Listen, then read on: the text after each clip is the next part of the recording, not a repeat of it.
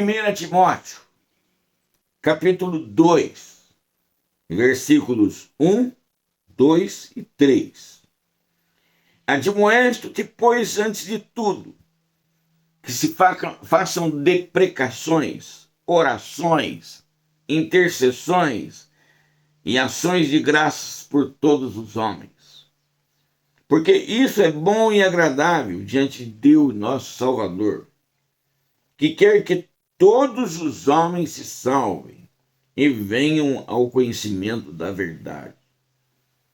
Outro pré-requisito necessário para a pregação do Evangelho: você precisa orar. Você precisa ter essa comunhão com Deus. Outro dia eu estava vendo um esclarecimento na internet e houve a pergunta para o sábio: o que é mais importante? Ler a Bíblia ou orar? Aí o sábio respondeu o seguinte: vai lá e pergunta para um pássaro o que é mais importante para ele, a asa esquerda ou a asa direita? E com essa afirmação ele deu a resposta: orar e estudar a Bíblia tem que fazer parte da sua vida, tem que fazer parte da nossa vida cristã. Você precisa pedir, você precisa falar, você precisa ter comunhão com Deus. A nossa comunhão é com Deus e com as pessoas. Ela é horizontal e vertical, vertical e horizontal. Então aqui está dizendo o seguinte: você tem que orar, você tem que pedir que se façam deprecações, orações, intercessões e ação de graças por todos, todos. Porque Deus gosta disso e porque Ele quer que todos se salvem e venham ao conhecimento da verdade. Há uma bruma maligna que impede as pessoas de enxergar Deus, né? É uma ação do diabo impedir que vejam Deus. E quando você ora, você faz com que as portas se abram e o conhecimento entra dentro do intelecto da pessoa. Por isso que a Bíblia diz que é o Espírito que convence as pessoas do pecado, da justiça e do juízo. Isso tem que entrar, que se não entrar não funciona. E para isso, só Deus pode abrir as portas. Você precisa aprender a orar. Você precisa aprender a manter uma comunhão com Deus. Você precisa mais ter os céus abertos. Você conhece essa expressão, ter os céus abertos? Quando você tem os céus abertos, você está em comunhão direta com Deus o tempo todo.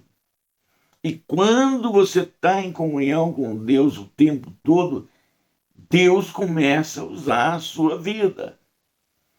Para isso, é oração. De preferência também um jejum de vez em quando. É orar e conhecer a Bíblia.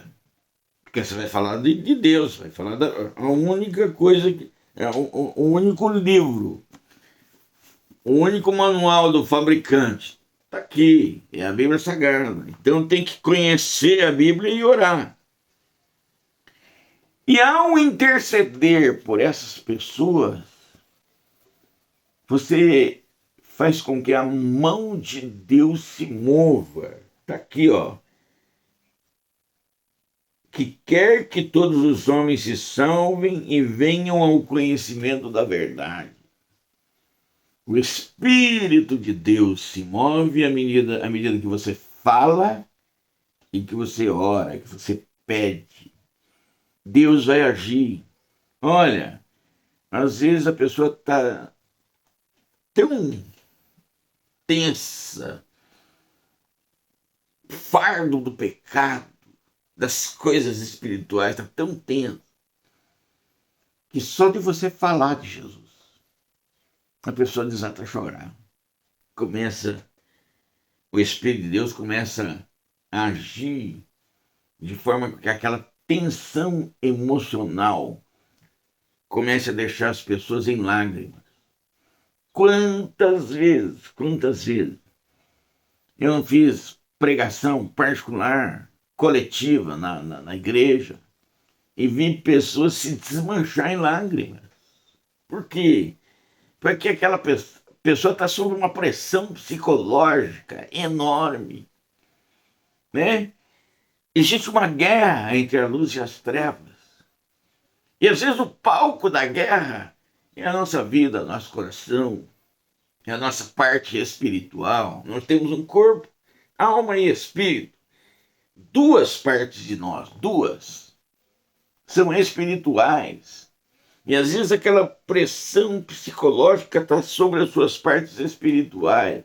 No que você abre a Bíblia, ou no que você começa a falar desse nome, se você estiver orando, o Espírito de Deus vai agir.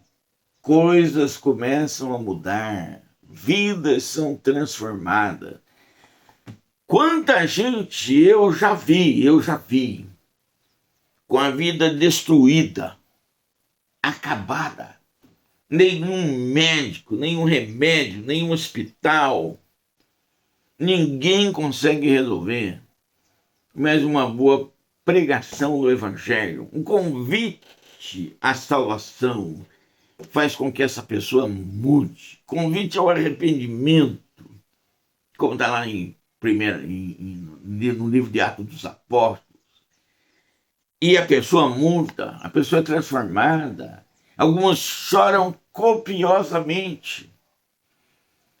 Já tive pregando em igreja que a pessoa recebe Cristo e chora durante 1 ou 2 horas sem parar. Chora muito. Por quê? Porque a alma está sofrendo. A coisa é espiritual. Deus usa a nossa boca. Deus usa a sua boca. Deixa Deus te usar. Deixa Ele fala e deixa Ele fazer. É no nome de Jesus, é tudo no nome de Jesus.